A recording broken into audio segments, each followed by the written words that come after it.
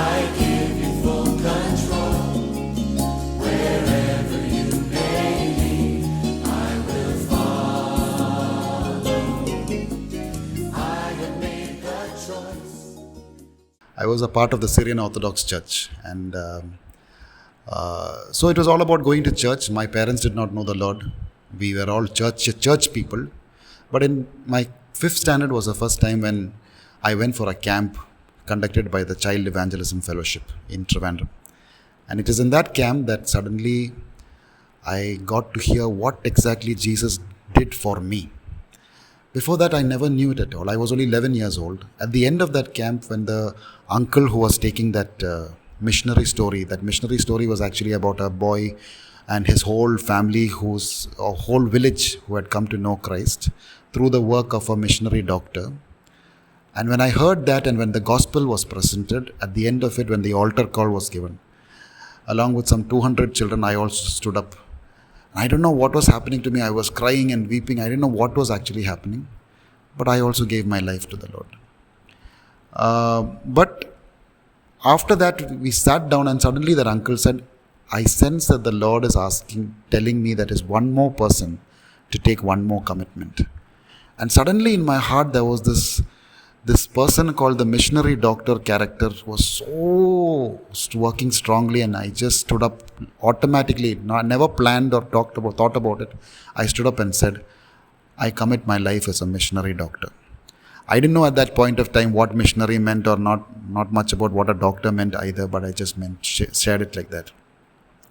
After that, over a period of time, I totally forgot about all these things. By the time I was in 7th and 8th, I messed up my life. I went into all sorts of rubbish. So much that every time I sensed that God is calling me back, I said, I enjoy this life. This is a life full of pleasure, and I enjoy it, and I don't want to come back. I'm too far away in. But in 11th standard again, the hound of heaven caught hold of me. And that point of time, I said, Lord, I'm so much deep into all sorts of muck. I cannot change. If you can change me, change me. I cannot change. And at that point of time, I came back. It was in a train journey. Nobody was there. I was not speaking to anybody. I was not listening to any message. It was this encounter that I had. And then when the Lord showed me sort of a flashback of my entire life, what all those evil that I had done. And then at the end of it, he telling me, Sujith, in spite of all these, I still love you. And when he said that, I was not sure whether I was imagining. I reached back home, opened my Bible for the first time after many, many years. And there it just fell on the story of the prodigal son. And even though I knew that story very well, that day I saw myself as I was coming back there, my father standing at the distance and coming at me, hugging me, kissing me, and saying, Sujith, I'm so glad you have come back. And that day is when I said, Lord, I cannot change. If you can change me, change me. I was struggling from many, many issues. But from that day, I started experiencing deliverances from many of the things that I felt I could never get delivered. It is a process. But I knew that its strength started becoming reduced day by day in my life. By the time I finished my 12th standard, by then I got interested in medicine. Before that, I wanted to be a chemical engineer, whatever. But by the time I reached 12th, I was thinking of medicine more strongly. And so when I wrote my CMC Vellore entrance, after I was selected for the interview, so at the time of the stage of the interview, they give 3 reference letters, 3 referees that you have to give to. So one of them is supposed to be a director of some missions. So I went and gave it to the CF director who was there right in the beginning. I said, Uncle, can you just fill up this reference letter and send it to CMC Vellore? When I said that, he immediately said, Sujith, wait 1 minute. He went inside, went into the cupboard shelf, and from there he fished out one piece of paper and he came and gave it to me. And when I opened it, it was the same commitment form that I had written as an 11-year-old boy in 5th standard. And in that I have written, I commit my life as a missionary doctor. And that time I could not even believe that it was me who had written this. I saw that it was the same commitment form. I could not even remember that I had written such a form at all. And I was shocked. And that day I realized one thing. There's somebody that is beyond me who's controlling things. Because I could not even remember this. And here I am standing at the threshold of entering a medical career, not even realizing that 7 years before that, I myself had made and written such a commitment. And amazingly, God in His grace gave me the opportunity to study in CMC Vellore for my MBBS. But in my first year, at the end of my first year in CMC, few of us got together, and somehow one of my friend's dad was a big man in missions. And so he knew the doctors who were working in Asha Kiran Hospital in Lamtaput. And so his son came to few of us and said, shall we go? Because we have a long holiday. Shall we go to some mission hospital? And so 4 of us decided, 2 boys and 2, him and me and 2 girls in our class, we decided to go to Asha Kiran. 7 days in Asha Kiran Hospital in Lamtaput showed me a different world that I was never exposed to. I realized that I was too very fortunate, and but that God had put me in a place like Kerala where I had never seen this kind of a world. And that time, as before we left that place, in under one transformer there, we 4 of us got together to pray. At that time, as I was praying, the words that came out of my mouth was, Lord, if it is your will, bring me back to this land again. But I was sponsored by the Syrian Orthodox Church, whose hospitals are all in Kerala, for this 2 years of sponsorship obligation that I had. So later on, as I was coming back, I was thinking, I made such a prayer, I do not know why I made so, because anyway I'm going back to Kerala. I cannot come to Orissa anywhere now. After that I have to go for my PG, and then it's not going to be anywhere in Orissa for a long time. So how is it possible that I will come to Orissa? But once I went back to Kerala, within 2 months, I got to hear a news that the Syrian Orthodox Church has started a hospital in Orissa in the district of Kalahandi. And I thought the Syrian Orthodox Church has been in existence for many centuries. All these centuries, they never thought about starting a hospital in Orissa. I make a decision, and then in 2 months, they have started a hospital in Orissa. And I felt this has to be more than just mere coincidence. And so I started praying about that same place. One of my seniors was posted there for a year. Within 1 year, he found it very difficult. He left that place. He was a hardcore Orthodox person, but he had a problem with the Achan and he had to leave. And so the hospital was again closed down for the next 3 years. During this period of time, I was like very enthusiastic and passionate, talking to everybody about Orissa, Orissa, Orissa. But then God showed me another important. He spoke to me very clearly. He said, you cannot be a missionary in Orissa if you are not in a missionary in the place that I have placed you right now. And I realized my mission field was not Orissa. My mission field was Vellore. Present mission field, because God had, and my mission field was the hostels, my classmates, the people who I am with. Because as of now, God has placed me, that is where I am first the missionary too. And that is when I started praying more and more for my classmates rather than going on talking about Orissa. At this point of time, it just happened that many of my classmates were going into alcoholism and smoking, and many of them were getting dragged into it. Our class was a very good class actually, because many other classes, it was rampant. But in our class, many of them actually stayed away from it for some time. But then I realized that was catching up on many of them, and some of them were children of very, very good, very strong, godly parents. And I thought, oh Lord, their parents have committed their entire life for you, but their children are now being sucked by the pleasures of the world and they are destroying their lives. And so I talked with many of them, but of no effect at all. Nothing happened. And they, in fact, many of them just said, and I was very clear, it was not on a judgmental basis, they are bad people or anything. I knew that this is the pleasures of the world, because I know myself, the pleasures of the world in my own side, how they suck a person. But they said, Sujith, you cannot understand, cannot live. And some of them had become chain smokers. You cannot understand, I cannot live without this. And so just leave it to me, I just have to go ahead with it. If you are that interested, you continue praying for me. but nothing much happened. But it just happened that once in church, I was the youth leader, and somebody had come from Mangalore. And then I had invited him to share in our youth group. And he just shared how God spoke to all the people in that church in Mangalore, saying, are you willing to go the extra mile for the city of Mangalore? And if so, are you as a church willing to wake up every day morning at 4:30 in the morning and start praying for the city of Mangalore? And when he put that question, suddenly in my heart, the question was, if these people can be so burdened about the city of Mangalore and start doing this, what stops me from doing this? Because there is a burden that God has put into my heart.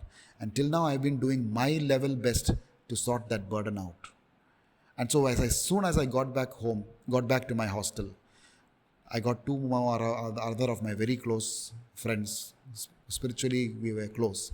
And I shared the whole thing, and I told them, see, I am not good at consistently following something.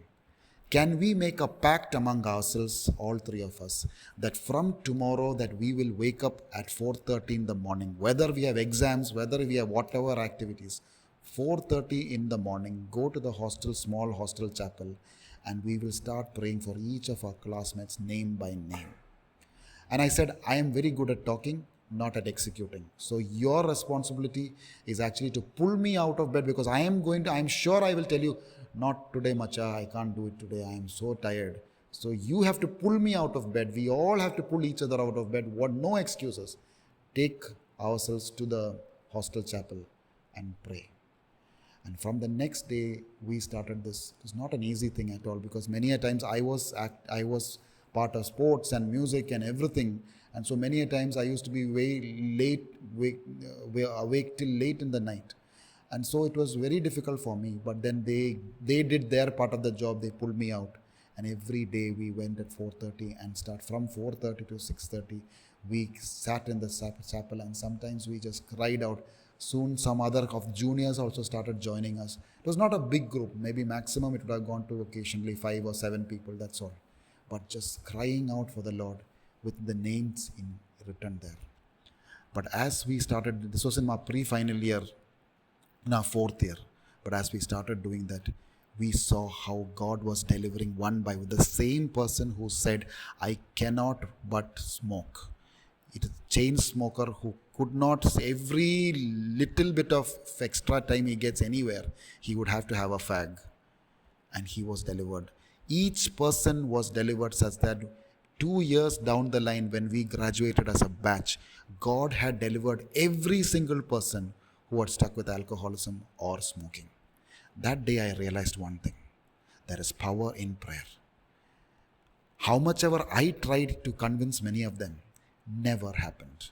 Never really happened. Also at the same time, in the same burden, as we prayed together, once there was this final year party. Final years used to throw a party during their farewell, and it will be full, whole night will be booze and alcohol. And as we were praying during that time, again for all our seniors and everybody, because everybody were being sucked into it again, that point of time, again the Spirit of God strongly pushed us. Are you willing to make a fool of yourself? And there in the midst of that dance floor, in the center of that dance floor, we went and knelt, and people were dancing and boozing and shouting and cursing at us as spiritual fanatics.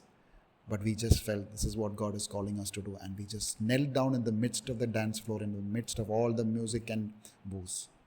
At the end of it, around till 3 o'clock, many of them were on the floor. Many of them, we took them, carried them to their rooms. Some of them were vomiting. We cleaned up their vomiters. And the next day, several of them came back and said, we cursed at you. We did all these things. Thank you for what you did for us. But we started seeing a lot of these changes. But in our classmates, we saw great changes. Now, this Orissa thing was still going in the back of my mind. And when I had reached internship, I was more talking to.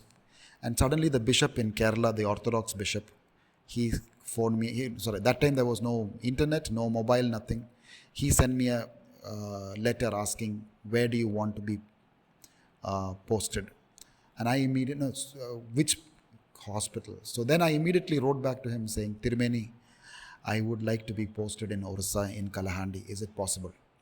So he wrote back another letter to me saying that, Mone, the doctor who went there last had a lot of difficulties and we do not want to be responsible for all these difficulties. So it is better for you to be in Kerala for 1 year, and if you still want to go to Orissa, then you go for the second year there. I wrote back to him saying, Tirumeni, I am willing to go to Orissa for both the 2 years. If it is possible with you to send me, send me. Ultimately, 2 months before I was supposed to finish my internship, I get this posting order from the Orthodox Church saying, you have been officially posted to BMP Mission Hospital, Kalahandi, Orissa. The moment I got that letter, reality struck. Till then it was talk. I was talking about Orissa, talking so much. But when I suddenly realized that now I am really going there, all sorts of mountains started coming in front of me. I did not know the language. I was going to be the only doctor there. In CMC, you have so many senior doctors in front of you, and everything, you don't never make a decision on your own. Everything you ask, the doctor asks you, go and jump into the well, you will go and jump into the well. Never make a decision on yourself, by yourself. And then I never knew how to do an administration of a hospital. And that was just few months after Graham Staines and his boys were killed in Orissa.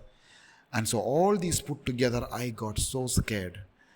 And I just felt, no, it is not possible for me to go to Orissa. I wrote a letter to the Tirumeni. Dear Tirumeni, now I realize what you actually said. Please take back my posting order and post me to Kerala. I am so glad that things did not happen at the press of a button at that point of time. Because there was no computer, no internet. It had to be still letters, which I had to post. And I wrote this letter on a Saturday evening. And I had to post it only on Monday. But on Sunday when I went to church, the person who was preaching in church, he said these much of words. He said, if you're walking and you can see what is in front of you, then you're no longer walking by faith. But if you're walking and you just cannot see what is in front of you, that is when you're walking by faith. And I realized that I was walking and I could not see what is in front of me. And because I could not see, I had decided to quit and go back. That day I cried and I said, Lord, forgive me for my lack of faith. I really do not know what is ahead of me. But Lord, now there is no turning back. I do not know where I am going, but I just believe that even if I am standing somebody said, even if I am standing at the edge of the cliff and I am taking a step into that unknown, either you will put a rock under my feet from somewhere or you will give me wings to fly. And with that faith, I am going. It was not easy to convince my parents because my parents were not believers by then. But still, ultimately, because I was quite stern, my parents agreed to let me go. And so finally, I landed up in Orissa. And in a place called Kalahandi, which was called one of the worst districts of India, and where starvation deaths were very common. And here I am in a hospital where I realized that I have got multiple promotions. I am the medical superintendent, come doctor, come lab technician, come nurse. And my big team there was me, a pharmacist who used to come all the way from town, almost 45 minutes from the hospital, and the sweeper girl. So we are the big team there. And I wondered now, how am I going to function in this hospital? If you stand, small hospital, if you look around, you can see no sign of humanity. There is no houses, there is nothing. It's just pure desert, like a few trees here and there. There is a river that flows. If you want to go to the next village, you have to wade across the river. Sometimes when the river is a little more flowing strongly, then I had to take off my pants, tie it on my head, and then walk across the river, and then there put on my pants and go forward. When it is on full flow, there is no way you can cross the river and go to the nearest village. And so that was the sort of thing. And I started my work there. But the problem was, for 2 weeks, I just sat. And every day we used to come to this veranda, and from the veranda you could see this whole horizon, up to the horizon, nothing else. And me, the pharmacist, and the sweeper girl used to communicate with each other in our broken Hindi. I could not understand their Oriya anyway, and they could not understand my English also. So finally, our conversation was in broken Hindi, and my Hindi was still broken. But every day, this is what happened. sitting in the veranda and speaking in broken Hindi, not a single patient. By the end of 2 weeks, I got very frustrated. I said, Lord, what is the whole point? I'm here sitting here for 2 weeks and not a single patient. All my other classmates in various hospitals are doing all sorts of things and I'm not even seeing one single patient. I got really desperate and frustrated and I was feeling maybe did I make a wrong decision? And suddenly the next very day, it was raining heavily. It hardly ever rains in Orissa. It was raining heavily. And far in the distance, I saw somebody coming with something in his hands. And as he came nearby, I realized that what was in his hand was a calf. And he put the calf on the floor and he started crying and weeping. And he was telling something in Oriya, and then the sweeper girl translated to me, this is his only calf, and he saw the calf on the floor, on the ground, and he thinks the calf is dead, and he's brought his calf. And for the first time I remembered and thought, Lord, for 5 years I studied human anatomy, human physiology, and human medicine. And here is my first patient. And I did not even know how to treat this patient. I did not know whether to even check out whether this calf is alive or dead. I had no understanding. I just remembered that there were these many expired vials and ampules of many drugs sitting in some corner, which has been many old. So I told the sweeper girl to get all those vials and ampules. And then I made a cocktail of all these things together in one syringe. Then I suddenly realized, now I do not know where to give this injection. And then I thought in the neck there will be some jugular vein or something. So I just held it in my hand and I just jabbed it onto the neck and I aspirated, blood came. And I said, wow, great, blood has come. I pushed the entire cocktail into that. I just pushed it and there this calf stood up. And this man was so happy. He went back. But from the next day, patients started coming saying, we heard that a doctor has come who resurrected a calf from the dead. Since that day, my patients never, by the end of 2 years, I was having up to 200 patients per day. My OPD starting at 6 o'clock in the morning because from 5:30 people are lining up. 6 o'clock I had to start because there was no other way. I was the only doctor. And sometimes my OPD finishing only by 10 o'clock, 10:30 in the night. People willing to come from even up to 100 kilometers to see a 23-year-old doctor. And I realized one thing, God's ways of dealing with things is far beyond our wildest imagination. Malaria was very common at that point of time. And I have had malaria at least 4 or 5 times. It is terrible to have malaria. But malaria is very well sensitive to the common drug called chloroquine, at least in that area.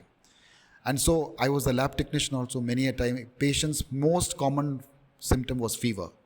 So every time patient had fever, I will draw blood, take it to the lab, and there in the lab, I would check it out and it would be malaria. And soon as the patient number started growing, I could not do this running up to the lab and doing all this. So I just decided fever unless and otherwise proved is malaria. And so I just started giving them malarial tablets straight away when they had fever. And I used to tell them, if the fever does not come down in 4 days, please come back to me. And so once it just happened that, so on Sundays, the pharmacists wouldn't come and the hospital would be closed, only emergency patients. So when the emergency patient comes, I would go. And so on Sunday in the mornings, I used to go to few church. By the time I used to be close, I got close with some of the pastors. And so I used to go to the churches. I had my guitar, I had a bike, and the bike I used to go all the way through no roads. And so this used to happen. In morning I went to the church, and evening was there, and suddenly I got to hear that there are 3 people, 2 ladies and one lady's son. 3 of them have come. So I went to open up the hospital, and I went, and then a new batch of drugs had just come. So all 3 of them had fever. Now I had treatment for malaria was, if it is very complicated malaria, that is patient having severe vomiting. Now I didn't have nurses. And so I used to admit them. I used to take a 500 ml bottle of glucose, dextrose, and put 10 ml of chloroquine injection into that and then give it to them. Because if I give them chloroquine tablets, they might vomit it and nothing will go inside. So I thought at least this 10 ml of chloroquine will go inside. Because I didn't have nurses, I didn't want to admit them through the night. And so by evening, I would send them back home with tablets. So that at least 10 ml of chloroquine has gone into their system and the remaining can be by. And then I would say, come back in 3 days if fever is not coming down. Then I will have to do blood test and if necessary, give some other medication. So that day when these three came, the two ladies were having severe vomiting and the boy was not having vomiting. So then I realized to the two ladies I had to give. So I myself had went to the drug. Otherwise, it used to be the pharmacist who used to help me out in that while I see the patients. But since that day the pharmacist was not there, I went to the pharmacy and this new batch of drugs had come. And so this chloroquine comes in as 30 ml vials. And so I saw this vial and there was this vial called Quinn sitting there. And I just took it out, took 10 ml each and put it into the two bottles and I gave it to these three ladies.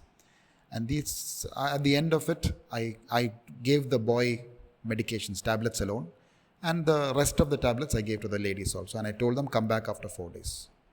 2 days later, a person had come, axe had hit his leg and his leg had opened up and I had to suture it up. When I told the pharmacist, please bring the local anesthesia, all that stuff. And as he brought and I looked at that same that vial, I thought, I have not used this local recently, but this vial is almost 2/3 over. And I looked closely at that vial. I realized that it was the same Quinn bottle that I had used 2 days back, thinking that it was chloroquine. And to my utter horror, I realized that I had not given chloroquine, I had given lignocaine to those two patients. And lignocaine given direct IV can cause cardiac arrest. And literally, I almost fainted at that point of time. I said, Lord, I did not come here to kill somebody.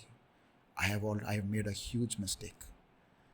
Even though probably it is something that it was not my work, somebody else's work, but I did that work and now I have messed it.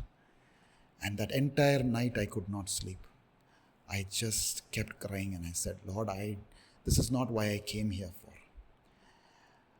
And 2 days later, as I was sitting in the OPD, from my room, the window, far in the distance, I could see the two ladies and the boy coming back. I said, praise God, both of them, all three seem to be alive. They come to my door. As they enter into my room, this thing that says, the lady said, Agya, ame dui jan bholoch, pua bhol nahi. What she was saying is, sir, we both are fine. The boy you're still not yet fine. And as I shared this for the first time to my classmates, to my set of classmates, when we attended a wedding of our classmate, suddenly one of my classmates said, Macha, publish it, yaar. Who knows, lignocaine is the latest treatment for malaria. There I realized one thing. There is often a fear whether you will mess up things that stops you from taking that final step towards what God is calling you. Probably you might mess up. But the biggest hope in our God is that God is faithful to even turn our mess ups into blessings. That is the God that we have. May not be all the time, but when we put our trust in Him, He can change even our mess ups. We will mess up, but in His own way, He can change the mess ups into good. An incident that happened just before this, which I forgot to mention, was then again, there was this boy, small boy, just about 2 months after I reached this small boy, 2-year-old boy, whose little finger went into a bore pump, and that finger, he was brought bleeding, finger was just mangled, meaning totally crushed, dislocated, nothing, and was just hanging by a piece of skin. Now when this boy came, I told the father, please take this boy to the next hospital that is almost 200 kilometers, good hospital, 200 kilometers away. I cannot do this. And the father told me, sir, if you can do it, you do it, or else I'm taking my boy home. And I just went to the next room and I just prayed, Lord, I don't know how to do this. I don't know. And the only suture material that I had was what we call number 3 silk. And number 3 silk is the thickest suture material which is not even available today. Today that is not even being used. And that was an old suture material. And remember, this is just a 2-year-old boy with this little finger. And here I have this mortar thick silk suture. And finally I went, I told the father to catch him. I was trying to give local anesthesia. And while I was trying to give, this child was screaming, and the Orthodox surgeon who was there inside and the brothers who were working in the garden, the Orthodox surgeon came running to help me out. And with his cow dung covered hands, he came and held the boy's hand.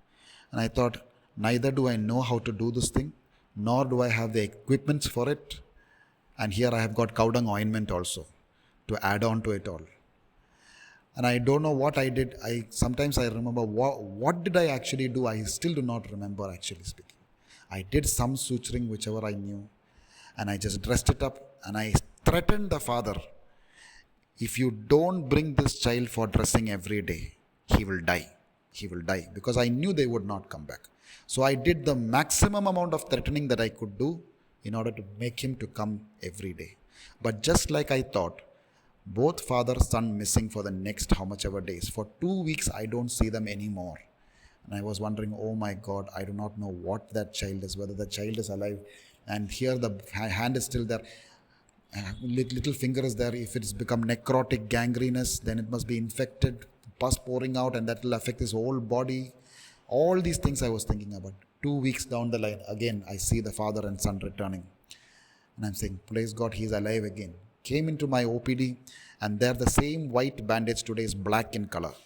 And I'm wondering, what is it that is going to be inside? I do not know.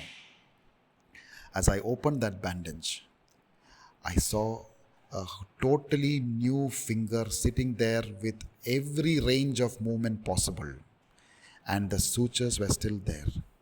And today I know as a surgeon that what I did is the most idiotic thing, because actually speaking, I was supposed to amputate that hand, that finger. That finger should have been amputated. That is the right treatment, because there is no way in which I should have even joined it back, first of all. And what I did was wrong.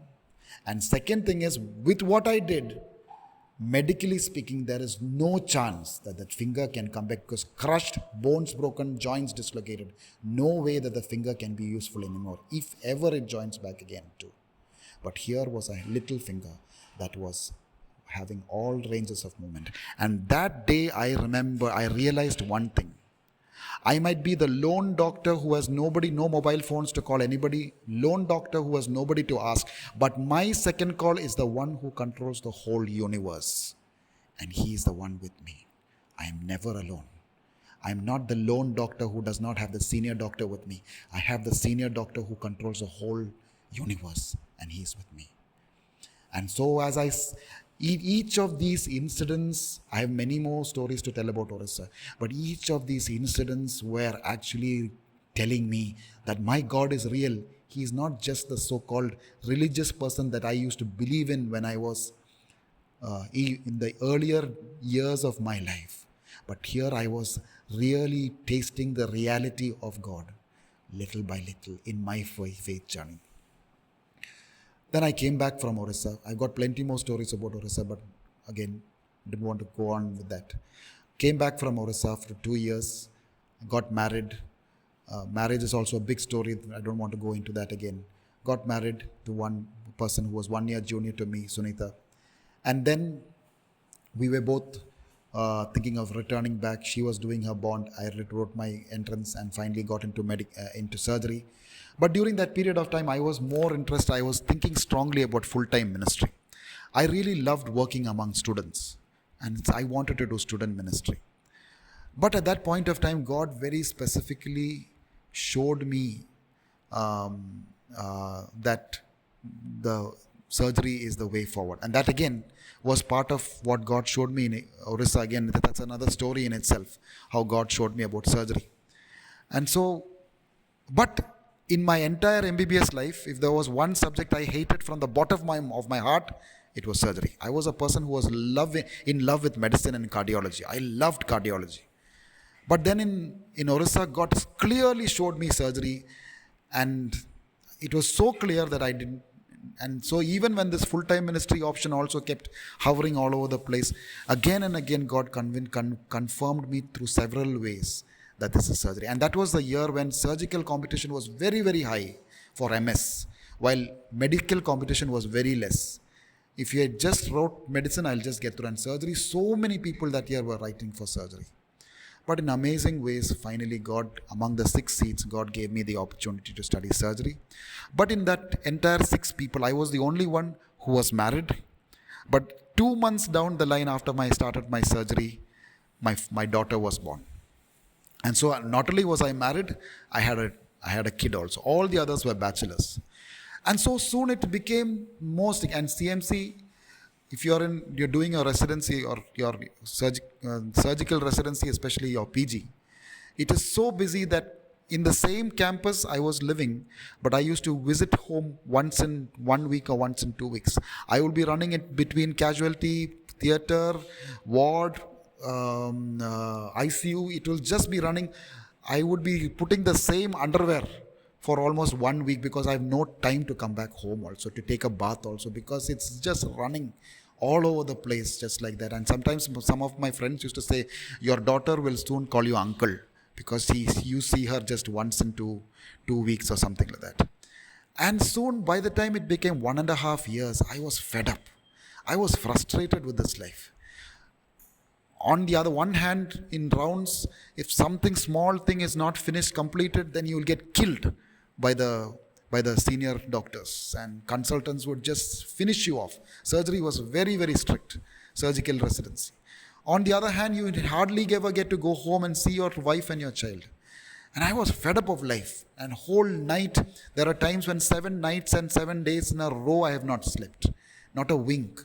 And one day it was like on Saturday night after 7, continuous entire week I have not slept at all. Saturday night also, I was fully in theater. Sunday morning, the consultant comes for rounds. One of the best consultants, very nice consultant. And so when he was doing rounds, something was not yet finished. Some work was yet to be done. And the consultant got very upset with me. He shouted at me. And after the end of the rounds, I said, if this consultant could shout at me, then I must be really useless. Because, see, he's such a nice person, and he also shouted at me.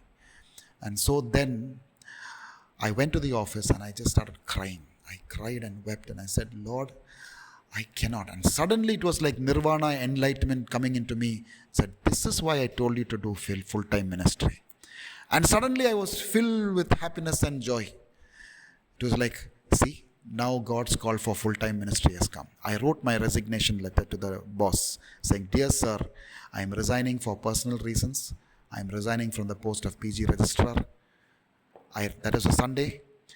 And again, I am glad that I did not send it by email. I had written a solid letter. I was waiting to tell it to one of the people who I considered as an elder brother in Christ. I wanted to go and excited. He was also another doctor. I couldn't find him, but 8 o'clock in the night I went to his house and I told the whole story with very enthusiastically. But at the end of my 15 minutes of storytelling, he looked at me and said, Sujith,